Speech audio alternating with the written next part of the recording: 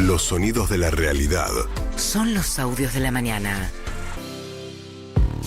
Javier Milei ayer anunció, después de que en realidad el que lo anunció fue el propio Spert, después de cambiar 6 veces al menos las explicaciones respecto de cómo fue o es su vínculo con Federico Machado, el ciudadano argentino que está detenido en Viedma a la espera de que la Corte resuelva en las próximas horas un pedido de extradición de parte de la justicia norteamericana porque lo investiga por narcotráfico. La cuestión es que Spert, que lideraba la boleta en la provincia de Buenos Aires, venía cambiando el cuento cada vez que aparecía en televisión, hasta que finalmente sacó un tuit ayer a la noche diciendo que se va a defender como un ciudadano más, sin fueros, y que, dado que es una operación política, para no afectar el resultado de las elecciones, él se corre. Milei fue a televisión, habló en el programa de Majul y defendió a Spert y de alguna manera incluso lamentó, ¿no?, que tuviese el final que tuvo esta situación.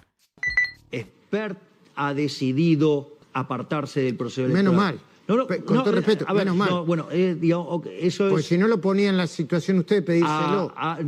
Bueno, yo, digamos, yo no lo eché a Spert, ni lo hubiera echado, porque yo sé que está siendo víctima de una operación. Y podía perder las elecciones y podía perder algo de gobernabilidad. Está bien, pero usted sabe que en mi caso los valores éticos y morales están por encima del utilitarismo. Bueno, después también defendió el contrato que firmó con Machado, según dijo Spert, cuyos detalles no sé si vamos a llegar a conocer ahora. Feynman había anticipado que era un contrato de $1 millón, al margen de el auto y los aviones y los viajes. Había un contrato aparentemente por $1 millón con una minera en Guatemala, investigada también porque ahí hay aparentemente lo que la justicia norteamericana investigó, es que el interés de Machado en comprar esa minera no era solamente la extracción de minerales, sino fundamentalmente una pista de aterrizaje que tenía, digamos, el predio de la minera. Milei dijo que esto era un asunto entre privados, en todo caso, el vínculo de Machado con Spert. El profe Spert hizo ese contrato y él estaba en el sector privado, digo, fue contratado en el sector privado, no solo que fue, digamos, es algo que hizo estando en el sector privado, no estaba en política. Pero a mí me parece, acá hay una cosa muy interesante, y es el tema de que si usted quiere hacer algo que está sucio, ¿usted lo va a hacer por la vía bancaria? No. No, lo que pasa es que también tiene que explicarlo bien. No, bueno, y también, y otra cosa que también usted no va a hacer de ninguna manera, encima lo va a hacer en el lugar donde tiene el departamento de compliance más importante del mundo. O sea, porque no hay nadie que tenga mejor sistema financiero y blindado con esas cosas que el sistema financiero americano. Con lo cual, digamos, ex ante, digamos, está claro que no tenía malas intenciones. Bueno, en esta parte se refiere Milei al giro de $200.000 que apareció en la causa judicial en Texas, que disparó un poco la renuncia de Spert y demostró que el vínculo era mucho más que aquel único viaje que había admitido originalmente. Lo que está diciendo Milei es que no hay nada que ocultar, dado que el giro se hizo a una cuenta bancaria de Spert en Estados Unidos. Sí. Ese ingreso, Spert no lo declara en su declaración jurada de bienes ante la Oficina Anticorrupción. No. Bien, mientras tanto, entonces va a ir Santilli, según la intención del gobierno, es ubicar a Santilli en lugar de Spert como cabeza de lista en la provincia de Buenos Aires. Hay que ver qué le dice la justicia y si le permite reimprimir las boletas, ¿no? La que va a ir es Karen, o sea, porque la pregunta es si sube Karen Reinhardt, que es la número 2. Karen Reinhardt es una ex vedette, que es actriz, que tiene un programa de mascotas en la televisión pública los fines de semana y que estuvo recientemente en Neura con una nota que le hacía Mariana Bray. Y de verdad que no sabe cuántos diputados hay en la Cámara de Diputados, Karen Reinhardt. Sería bueno, ahora que va a ir a parar a la Cámara de Diputados y que probablemente, bueno, el gobierno no quiere que quede como cabeza de lista. Pero va a entrar seguro. Va a entrar seguro por la número 2. A ver, Karen Reinhardt, el 17, Leo. El audio 17. Mañana es un día muy importante con esto de la ley antimafia y cómo piensan encarar el, ¿cómo se llama? Bajo cero, como decía Giuliani, ¿Tolerancia cero? Tolerancia cero. Ah, porque mañana van a Ezeiza. ¿Vos vas a estar mañana o no? No, ¿no es hoy? ¿Es hoy o mañana? Ya estoy perdida. No, me invitaron, ¿no? ¿Pero hoy? Entonces eso puede ser. Que hoy me invitaron, sí, Hoy. pero tarde. Para endurecer las penas. Sí, Eso, y demás. es hoy entonces. Pensé que era mañana. Es algo que a gritos los argentinos lo estamos pidiendo hace años. Por eso, tolerancia cero, que bueno, Sí. para la gente que no sabe cuando... Contanos, eso está bueno. No, pero en el año 93, que fue la primera vez que fui a Nueva York, Sí. vos caminabas y te robaban, pero por todos lados. Ibas al Macy's y tenías, a fin del día, podías recuperar tu billetera entre miles que estaban así. O sea, eso nada comparado con los crímenes que había, todo. Giuliani es que me dijo tolerancia cero, y realmente fue tolerancia cero, y Nueva York cambió, fue otra ciudad. Yo creo que acá va a pasar lo mismo. Tolerancia cero es eso, mano dura, y el que las hace las paga. O sea que hoy es clave lo que pase hoy, digamos. Sí. Hoy es que es una presentación. Una presentación y bueno, vamos a ver. Sí. Bueno, así se refería al acto en Ezeiza que iban a tener Patricia Bullrich y Milei para el anuncio del endurecimiento de las penas en el Código Penal. No la habían invitado al acto, tampoco tenía, me parece, del todo claro en qué consistía, y la referencia era Giuliani, el alcalde de Nueva York, que en realidad, sí, que en su momento fue contratado por Sergio Massa, que vino la idea de la teoría de las ventanas rotas, en realidad, que decía que cualquier delito, por más chiquito que fuese, no debía ser tolerado, y según Karen Reichert, gracias a esto cambió Nueva York, y la referencia era cuando ella iba de compras a Macy's y aparentemente le robaron la billetera. Pero después habló de cuántos diputados va a encontrar la Cámara de Diputados cuando entre.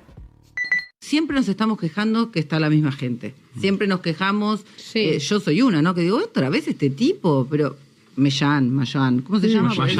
El senador, sí, el senador Mayán. Tengo grandes diferencias con el senador Porque, Mayán. viste, que mi apellido es difícil, ¿viste? Pero Mayán también es difícil el apellido. Es difícil él. Tampoco me acuerdo. 40 asesores tiene Mayán. 40 asesores. ¿Hace cuánto está en la política? El otro día lo dijo, en el año 90 y pico. ¿Cómo te parece que siempre las mismas personas, o levantando la mano con sus intereses personales? Lo mismo hay diputados, de 276 diputados que tenemos. A ver, díganme, ¿cuánta gente conocen ustedes? Claro, sí. Bueno, ¿Cuántos nosotros conocen? estamos particular. Se meten ahí adentro y ya son parte, es como, viste, Los come el una sistema. secta. Claro, y ya... Pero lo importante es eso, ¿cuántos conocen? ¿Cuántos senadores de los 72 que hay conocen de la vida, de lo que hacen? Les aseguro que saben mucho más de mi vida en Google. Es decir, los que no me conocen, pero los que quieran, ponen en Google y me conocen mucho más a mí. Metió 19 diputados por la ventana. Claro, sí, no son 200, ¿cuánto dijo? 272, dijo. Dijo 272, no son 272. Son 257. 276, son 257 los diputados. A los senadores sí le acertó, Sí. y los diputados rotan mucho, a diferencia de lo que cree Karen Reichert. No hay tanta, suelen ser más, digamos... Ahora estaba más presente de un senador, ella es candidata a diputada. Pero y no sé cuánto lleva Diego Santilli, que va a encabezar la lista ahora, como dando vueltas en política, si ese fuese el criterio. Pero bueno, Karen Reichert entonces podría llegar a quedar primera en la lista si es que el gobierno no logra lo que le va a pedir a la justicia electoral, que es que, invocando la idea de la paridad de género, poner un varón al frente de la lista, que en el caso que sería Santilli, que está tercero, vaya al primer lugar. Claro. Lo que pasa es, como nos decía David, la paridad está pensada por si se va el segundo o el tercero y te quedan pegados dos del mismo género, sexo. En este caso, la paridad se puede sostener si sale Primero, con lo cual... Sale primero y seguís teniendo 1 y 1. Hay que ver qué le dice la justicia electoral. Si no, empecemos a escuchar a Karen Reichert, porque va a ser la candidata que encabece, si no pueden poner a Diego Santilli, la candidata que encabece la lista. Bueno, mientras tanto, Diego Santilli, entonces, encabezando la lista, y hasta hace muy poquito, 2 años nada más, Milei decía lo siguiente respecto de Diego Santilli. Es el audio 10, Leo. Pues yo no tengo la culpa. Si Juntos por el Cargo tiene un pésimo candidato horrible, como el caso de Santilli, que es un engendro, digamos, o sea, que estaba en capital, que lo pasaba a provincia. Bueno, digo, o sea, la gente de Menezes, o sea, se da cuenta que, digamos, que cómo se mueve por los negocios cierta parte de la política. Y entonces es lógico que tenga ese rechazo. Bueno, un engendro, le decía hace 2 años. A ver, es habitual que en la política se cambie, se hagan aliados. No es ni el primero ni el último. El tema es que la forma es tan contundente que a veces dar marcha atrás es más difícil, ¿no? Como a Patricia le había dicho que ponía bombas para matar nenes en jardines de infantes. Uno podría encontrar un montón de cosas. Cuando Massa decía que había que meter presa a Cristina Fernández de Kirchner, no son ni los primeros ni los últimos los libertarios en cambiar de opinión y abrazar a alguien a quien un ratito antes por ahí le decían barbaridades. Lo que pasa es que el tamaño de la barbaridad y la rapidez con que va cambiando la ponderación de esa persona es un poco más marcada a veces. En este caso, bueno, no pasaron ni 2 años. Todo el mundo dice que es un chorro. Había dicho en un tuit también para la misma época Javier Milei de Diego Santilli, a quien buscaban ahora que le salve la lista en la provincia de Buenos Aires. Bueno, Milei también con Majul habló acerca del tema económico, un poco por arriba en realidad, porque no fue el centro de la charla que tuvieron ayer en La Nación Más, pero Milei atribuyó la situación económica, la inestabilidad, al accionar del kirchnerismo y al hecho de que Cristina Fernández de Kirchner se encuentre presa. Yo convoqué al equipo económico Olivos. No, ese no, es el anterior, el 11, ahora vamos a ese. Desde febrero, marzo de este año, digamos, el kirchnerismo tirando con todo lo que hay. Recrudecido, porque la condenada está presa. Le puedo asegurar que esto es la venganza de que soy el primer presidente que tomó la decisión de que vaya presa. Pero usted no se mete con la justicia. Y ahí está el problema. Yo no me meto con la justicia. Y que, digamos, o sea, le puedo asegurar que si yo hubiera sido sucio y me hubiera metido con la justicia... y hubiera arreglado que no la metan presa. Exactamente, yo no estaría padeciendo esto. Bueno, por un lado dice eso, pero después, y esto, miren qué interesante, para mí un momento muy revelador de la nota, pero que pasó un poco de largo, porque todos le dicen, bueno, en verdad, ¿qué te pasa? Siempre, históricamente, los argentinos se dolarizan cuando llega una elección, es un proceso que ocurre muchas veces. El gobierno suelta el cepo para individuos a partir de abril. De esto escribió el Financial Times también, sorprendido, dice, se compraron más de 10.000 millones de dólares, dice, no lo puede creer. Entonces, muchos le dicen, che, soltaste el cepo con un tipo de cambio que estaba muy bajo, entonces hizo que la gente saliera a comprar dólares. Como vos no compraste reservas, te encontrás el segundo semestre falto de reservas con pocos dólares, por eso el momento desesperado de la liquidación del campo anticipada a cambio de no cobrarle retenciones, etcétera, etcétera. Pero muchos economistas vienen diciendo, el lío de todo esto fue cuando decidieron terminar con las LEFI, que eran unas letras que tenían los bancos. Eso hizo que hubiese muchos pesos dando vuelta. Para evitar que hubiese muchos pesos dando vuelta, suben mucho la tasa de interés e eso repercutió muy mal sobre la economía, y en un proceso en el que la economía venía creciendo, se frenó el crédito, se encareció para las pymes, para todos, el crédito, y eso hizo que la economía se frenara. Había circulado la versión de que Caputo y el equipo económico había dicho, che, yo no tuve nada que ver con esto, fue una decisión de Milei, nosotros no queríamos terminar con las LEFI de esa manera. Y ayer con Milei, con Majul, Milei se hace cargo de que la decisión fue de él y de alguna manera abona la teoría de que fue él el que le impuso al equipo económico terminar con las LEFI en un momento que la mayoría de los economistas sostiene que fue inadecuado y que generó un problema que es parte del problema que se enfrenta ahora. Por un lado, no haber comprado reservas, y por otro lado, haber tomado la decisión de terminar con las LEFI. Yo convoqué al equipo económico Olivos. Estaba todo el equipo económico. Yo los convencí y empezamos a limpiar las LEFI. Mire, si nosotros hubiéramos dejado esos 20 billones de pesos en la calle, hoy estaríamos hablando de otra cosa. ¿Por qué posicionan al dólar? No, porque hubiera sido un desastre. ¿Y por qué yo hice eso?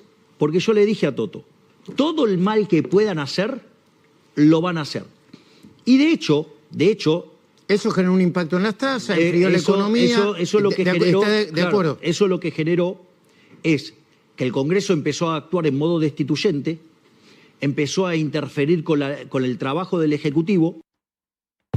Bueno, ahí él dice, yo lo convencí a Toto. Es muy importante esto en realidad porque viene de un debate donde el equipo económico había dejado trascender que no era una idea de ellos. ¿Por qué? Porque fue una mala idea a la luz de los resultados, del costo que eso tuvo. Y dice, ¿cuál era la alternativa? Bueno, renovarlas. Claro. Cosa que el gobierno en ese momento Toto sale caputo y dice, bueno, los bancos van a tener que trabajar de bancos porque se terminó esto de que le presten nada más que al central y entonces tengan una rentabilidad asegurada a través de los títulos que le colocan al Banco Central. Bueno, ese fue el punto, uno de los puntos. El otro, insisto, era la no acumulación de reservas el primer semestre con dólar barato, compra campeón, que no compró todo el mundo, menos el Banco Central. Y ahora ese otro tema sobre el cual hablaba ayer Milei con Majul. 7:17 de la mañana. Shiny Happy People, R.E.M. en esta mañana de lunes. Eso es